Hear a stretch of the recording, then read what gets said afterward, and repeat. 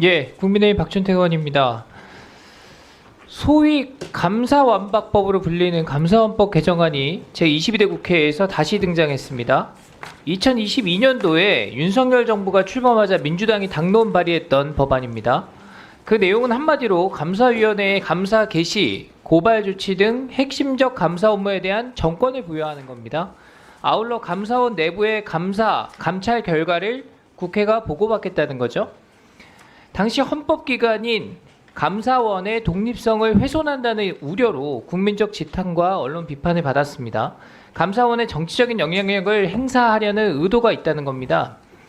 그런 비판에도 불구하고 추진됐던 배경에 역시 이재명 대표의 지침이 있습니다. 이 대표 발언 한번 보시죠.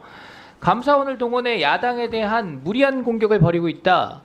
검찰이 저를 기소한 것도 그렇지만 감사원 감사도 보면 도대체 정치를 하겠다는 것인지 뭘 하겠다는 것인지 알 수가 없다. 문재인 정부의 비위나 실정이 감사원 감사를 통해서 속속 드러나자 감사원을 입틀막 하려고 했던 사건입니다. 왜 감사위원회의 모든 권한을 주려 했겠습니까? 감사위원회 이전 정부에서 임명됐거나 그렇게 구성된 분들이 다수 보임돼 있으니 이분들이 지켜줄 것이라는 희망, 착각에 기인한 거 아닙니까?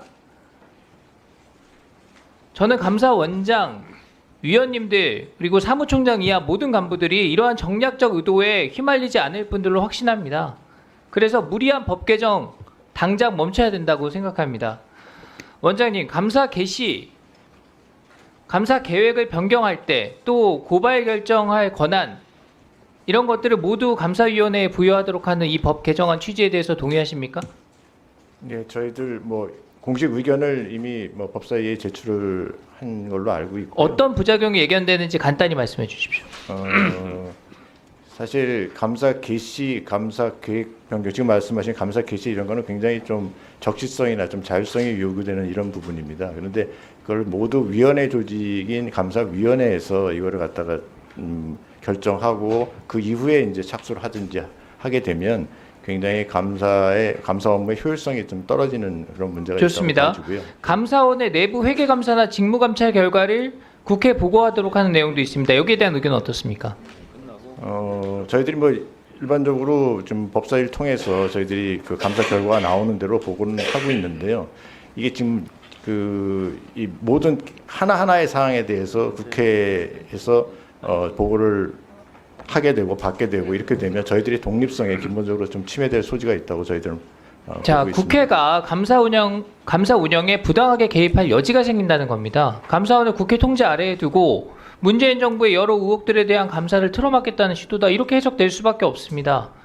정부 내의 최고 감사기구는 입법부, 행정부와 같이 일체의 외부 간섭으로부터 자유로워야 한다는 것이 선진화된 국가에서 공통적으로 갖고 있는 시스템입니다. 그럼 왜 감사원에 집착했나 확인해 보겠습니다. 문재인 정부 집값 통계 조작 사건입니다. 2017년부터 21년까지 총 4년에 걸쳐서 최소 94회 동안 매주 발표되는 주택가격 동향 지수와 매매 변동률을 인위적으로 낮추도록 부동산원에 압력을 가한 사건입니다. 이것이 감사원 감사를 통해 밝혀졌습니다. 당시 문재인 청와대가 규중치보다 확정치가 높게 나오면 그 사유를 규명해라, 이렇게 부동산원에 압박을 가한 겁니다. 정책을 엉망으로 해놓고서 통계 작성하는 사람들한테 갑질을 한 거예요. 더 큰 문제는 부동산원이 이거 법적으로 문제될 수 있습니다 라고 12번에 걸쳐서 보고 중단하겠습니다 요청했는데 묵살했습니다. 결국 감사원 감사를 통해서 김수현 전 청와대 실장, 김현미 국토부 장관을 포함한 22명에 대해서 통계법 위반, 직권남용 업무방해 등으로 검찰 수사 의뢰했고 검찰에서 11명의 고위직에 대해서 기소를 했습니다. 이 통계 믿고 내 집 마련 보류했던 청년 세대, 서민들 집값 폭등하면서 피눈물 흘렸습니다. 집값 오르니까 물가도 오르는데 이렇게 조작된 정부 통계 믿고 집 못 샀던 사람들, 자산도 하나도 없고 빈털털이 돼서 생활비까지 걱정할 위기에 놓였습니다. 집값 통계 조작 정권 핵심에서 주도한 국가범죄입니다. 감사원이 제대로 밝혀내지 못했다면 그대로 묻혔을 거예요. 자, 다음 장 서해 공무원 피살 사건입니다. 4년 전에 해수부 소속 공무원 이대준 씨가 서해 연평도 인근에서 실종된 후에 북한군한테 피살되고 시신까지 해상에서 소각됐던 사건입니다. 자, 당시 문재인 정부가 이 씨가 자진해서 월북한 거고 그렇게 조작하기 위해서 증거를 은폐하거나 왜곡했는데 그 사실 역시 감사원 결과로 드러났습니다. 북한 눈치 보다가 우리 국민이 그렇게 억울한 죽음을 당했는데 그걸 은폐한다고요? 자, 이거 감사원에서 조사하려고 하니까 문재인 전 대통령께 서면 조사 요청했습니다. 안 하셨어요. 대단히 무례하다. 이렇게 답변했습니다. 다음. 신재생에너지 관련 감사입니다. 자, 감사원의 면밀한 감사로 공직기강을 확립할 수 있었던 우수 사례다 이렇게 꼽히고 있습니다. 자, 문재인 정부 시절에 추진했던 신재생에너지 사업이 총체적인 권력형 비리로 확인된 겁니다. 자, 온실가스 감축 40% 맞추기 위해서 사업성 검토도 제대로 안 하고 무리하게 강행되고 대규모 태양광 사업 추진 과정에서 특혜, 허가, 불법 사안들 만연했는데 이런 이권 카르텔들 전부 다 드러났습니다. 공직자 7명, 민간 사업자 40명 뭐 등등 해서 49명 고발 조치됐습니다. 자, 아까 장도겸 의원님 말씀하신 사례 홍남기 경제부총리 국가 채무 비율 조작 사건입니다. 자, 이 정도 하겠습니다. 헌법상 감사원은 대통령 소속 기관이지만 대통령으로부터 또 직무상 독립해서 감사하고 있습니다. 맞습니까? 네, 그렇습니다. 따라서 대통령에게도 미리 감사 계획서를 제출해서 승인받거나 그 결과를 보고하진 않죠. 네, 그렇습니다. 자, 오늘 감사위원회 회의록 공개가 논란이 되고 있는데 1분 더 쓰겠습니다. 네. 감사위원회 회의록 공개가 논란이 되고 있는데 이 부분은 감사원의 독립적 감사 기능을 지키기 위한 핵심이라고 봅니다. 정치적으로 또한 여론에서 자유롭게 객관적인 감사 업무가 가능하도록 보장하기 위해서는 회의를 하는 내용들이 하나하나 다 공개돼서는 안 되는 것이죠. 위원들께서 어떻게 자신의 의사를 자유롭게 발언하고 객관성을 유지하면서 감사 업무를 할 수 있겠습니까?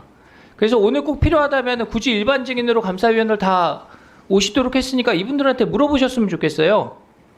자, 만약 자료 하나라도 공개가 된다면 이 원칙이 무너지는 겁니다. 그래서 제가 앞서서 제기했던 문재인 정부 집값 통계 조작 사건, 서해 공무원 피살 사건, 그 다음에 신재생에너지 비리, 경제 망친 우리 국가 채무 비율 조작했던 사건 모두 동일하게 회의록 제출하시기 바랍니다. 이상입니다. 네. 지연된 정의는 정의가 아니라는 말도 있고 필연은 우연의 옷을 입고 나타난다는 말도 있고 진실은 더디지만 반드시 얼굴을 드러낸다라는 말도 있습니다.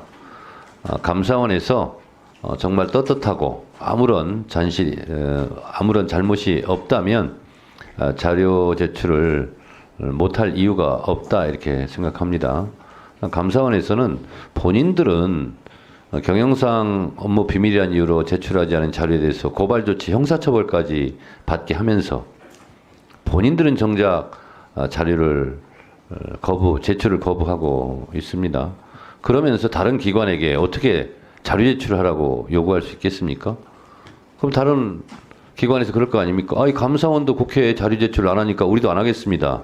그럼 뭐라고 얘기하겠습니까?